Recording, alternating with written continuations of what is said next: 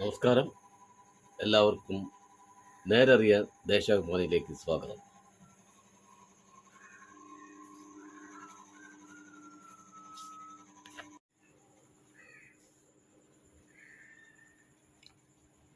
Deshabhimani 2025 May 13 ചൊവ്വ. ആണവ ഭീഷണി വിലപ്പോകില്ല. അതിർത്തിയിൽ ഡ്രോൺ വെടിവെച്ചിട്ടു.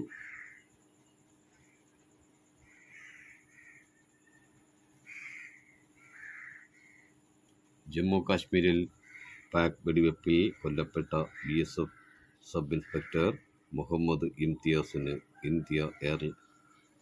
അന്ത്യാഞ്ജലി അർപ്പിക്കുന്ന മകൻ ഇമ്രാൻ റാസ.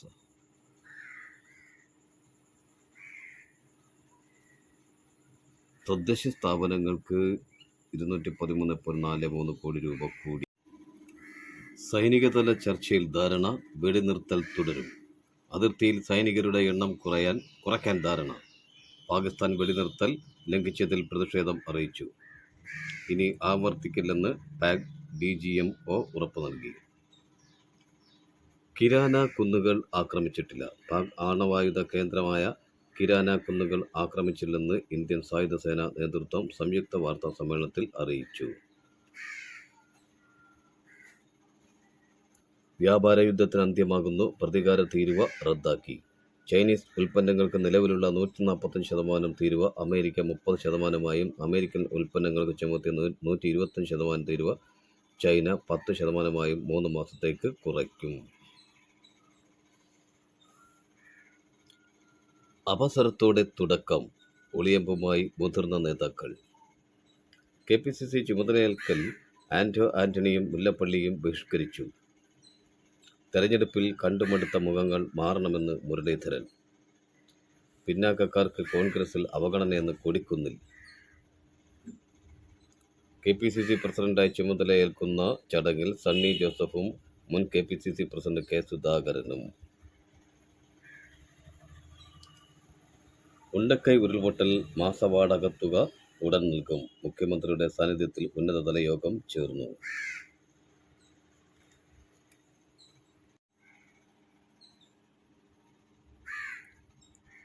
ജനജീവിതം സാധാരണ നിലയിലേക്ക്. അതിർത്തിയിൽ ആശ്വാസം.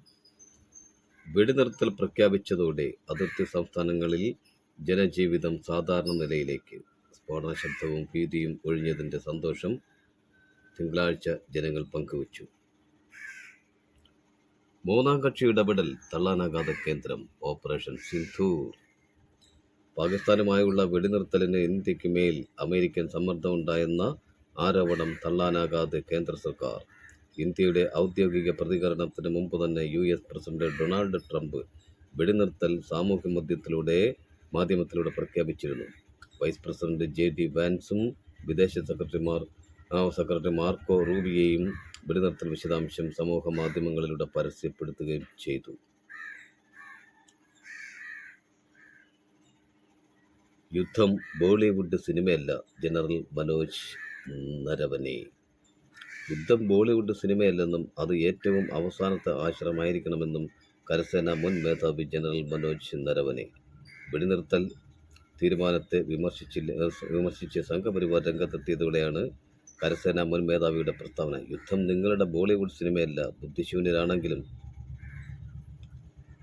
നാം ആയവർ യുദ്ധം ആണെങ്കിലും നാം അതിൽ സന്തോഷിക്കരുത്. ഷെല്ലാക്രമണത്തിൽ നിന്ന് രക്ഷപ്പെടാൻ രാത്രി അഭയകേന്ദ്രങ്ങൾ തേടി ഓടേണ്ടി വരുന്ന കുട്ടികൾ ഉൾപ്പെടെ അതിർത്തിയിലെ ജനങ്ങൾ കടുത്ത മാനസികാഘാതമാണ് നേരിടുന്നത്. പ്രിയപ്പെട്ടവരെ നഷ്ടമായവരുടെ ആഘാതം തലമുറകൾ നീളും. ഭീതിതമായ കാഴ്ച കണ്ട ആളുകൾ 20 വർഷത്തിനു ശേഷവും വിയർത്ത് കുളിച്ച് ഉണരുന്ന അവർക്ക് മാനസിക പരിചരണം ആവശ്യമാണ്. വിക്രം മിശ്രയ്ക്ക് പിന്തുണയുമായി രാഷ്ട്രീയ നയതന്ത്ര മേഖലയിലുള്ളവർ.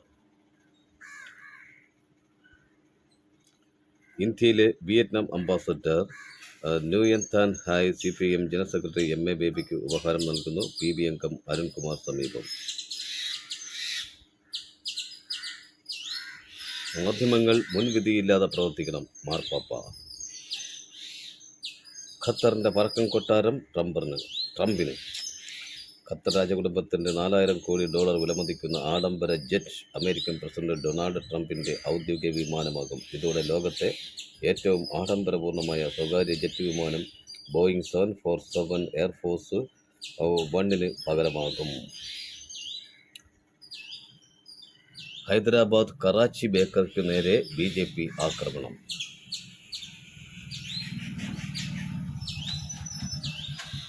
എല്ലാം സ്മാർട്ട്.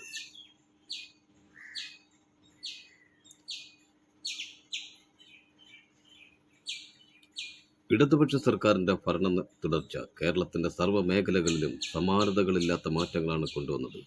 അധികാര വികേന്ദ്രീകരണം ശക്തിപ്പെട്ടതിൻ്റെയും അതിൻ്റെ ഗുണഫലം ജനങ്ങൾ അനുഭവിക്കുന്നതിൻ്റെയും നേർസാക്ഷ്യമാണ് നമ്മുടെ പഞ്ചായത്തുകൾ.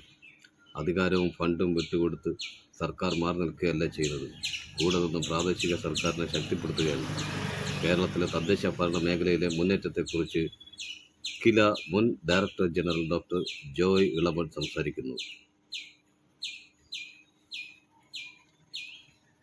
ദേശാഭിമാനി എഡിറ്റോറിയൽ. കോവിഡ് മരണം മറച്ചത് പൊറുക്കാനാകാത്ത തെറ്റ്. കോവിഡ് മഹാമാരിയിൽ 2021 20 ലക്ഷത്തോളം മരണം ഇന്ത്യ മറച്ചുവെച്ചെന്ന ഞെട്ടിക്കുന്ന വിവരമാണ് പുറത്തു വന്നത്. മിക്ക സംസ്ഥാനങ്ങളിലും കോവിഡ് മരണങ്ങൾ കൃത്യമായി റിപ്പോർട്ട് ചെയ്യാൻ സംവിധാനങ്ങൾ ഉണ്ടായില്ലെന്ന് കേന്ദ്ര സർക്കാർ രേഖകൾ തന്നെ സൂചിപ്പിക്കുന്നു. വികസിത രാജ്യങ്ങളിൽ പോലും മനുഷ്യർ കൂട്ടത്തോടെ മരിച്ചു വീണ മഹാമാരിയെയാണ് നാം നേരിട്ടത്. ഇതിനെ പ്രതിരോധിക്കാൻ ലോകം മുഴുവൻ അടച്ചിടുന്ന സ്ഥിതി വരെയുണ്ടായി. ഇന്ത്യയിൽ കോവിഡ് മരണനിരക്ക് മറ്റ് രാജ്യങ്ങളെ അപേക്ഷിച്ച് കുറവാണെന്നാണ് അവകാശപ്പെട്ടിരിക്കുന്നത്.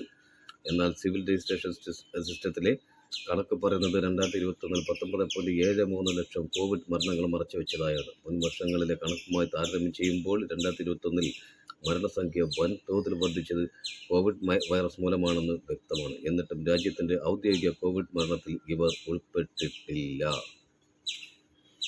മരണനിരക്ക് കുറച്ചു കാണിക്കാൻ ബോധപൂർവം കണക്ക് മറച്ചുവെക്കുകയായിരുന്നെന്ന് വേണം അനുമാനിക്കാൻ. ഇതിലൂടെ ദുരിതബാധിതർക്കായി കേന്ദ്രം പ്രഖ്യാപിച്ച ധനസഹായവും ലാഭിക്കാനായി. ഗുജറാത്ത്, UP, മധ്യപ്രദേശ്, പശ്ചിമ ബംഗാൾ തുടങ്ങിയ സംസ്ഥാനങ്ങളാണ് മരണം ഒളിപ്പിച്ചതിൽ മുന്നിലുള്ളത്. 1,95,406 മരണം ഒളിപ്പിച്ചു വെച്ച ഗുജറാത്താണ് ഇക്കാര്യത്തിൽ മുന്നിൽ. അവർ തന്നെയല്ലേ ഇത് ചെയ്യൂ. കാരണം BJPക്കല്ലേ.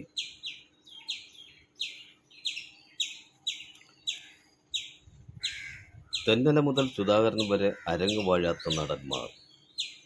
ചെന്നിത്തലയുടെ 9 വർഷം മാറ്റിവെച്ചാൽ ബാക്കിയുള്ള 7 പേരും കൂടി KPCC പ്രസ്ഥാനം പങ്കിട്ടത് 16 വർഷം മാത്രം. ഇതിൽ 2 വർഷത്തിനുമേൽ ലഭിച്ചത് 2-3 പേർക്ക്. മറ്റുള്ളവരെല്ലാം അതിഥി താരങ്ങളായി മിന്നിമറിഞ്ഞത് ഓർത്താൽ ഇപ്പോഴത്തെ പാക്കേജിന് ആയുസ് എത്ര നാൾ എന്ന ചോദ്യമാണ് ഉയരുന്നത്.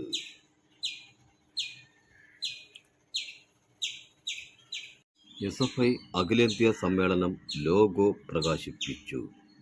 കോഴിക്കോട് നടക്കുന്ന 18ാമത് SFI അഖിലേന്ത്യാ സമ്മേളനത്തിൻ്റെ logo CPM general secretary MA Baby, polit bureau അംഗങ്ങളായ Nilotpal Basu, Arunkumar, SFI general secretary Mayukh Biswas, joint സെക്രട്ടറിമാരായ ദീപ്സിത ധർ, ആദർശ് N സജി, ഡൽഹി സംസ്ഥാന സെക്രട്ടറി ഐഷി ഘോഷ്, പ്രസിഡന്റ് സൂരജ് എലമൺ എന്നിവർ സമീപം. വർഗീയവാദികളെ ചെറുക്കാൻ SFI ഇടപെടൽ നിർണായകമെന്ന് MA ബേബി. സ്വർണ്ണദണ്ട് കാണാതായ സംഭവം ക്ഷേത്ര ജീവനക്കാരെ ചോദ്യം ചെയ്തു. പത്മനാഭസ്വാമി ക്ഷേത്രത്തിൽ നിന്ന് 13 പവൻ തൂക്കമുള്ള ദണ്ട് കാണാതായ സംഭവത്തിൽ ക്ഷേത്ര ജീവനക്കാരായ 8 പേരെ പോലീസ് ചോദ്യം ചെയ്തു. ഇന്ത്യ-പാക് സംഘർഷം ചർച്ച ചെയ്ത് അമേരിക്കയും ബ്രിട്ടനും. ഓപ്പറേഷൻ സിന്ദൂർ വാർത്താ സമ്മേളനത്തിൽ ക്രിക്കറ്റും കോഹ്ലിയും കവിതയും.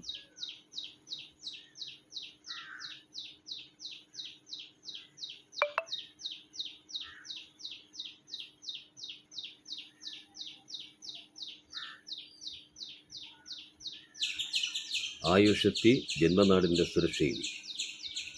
യുദ്ധഭീതിയിൽ നിന്ന് പഞ്ചാബിലെ ചണ്ഡീഗഡ് യൂണിവേഴ്സിറ്റിയിൽ വിദ്യാർത്ഥികളായ സഹോദരങ്ങളിൽ ഒരാൾ നാട്ടിലെത്തി. മകൻ വീട്ടിലെത്തിയ ആശ്വാസത്തിലാണ് ദമ്പതികളായ മങ്ങാട് മാനവ നഗർ 74 ഉത്തരായനത്തിൽ N അജിത്തും B അമ്പാടിയും.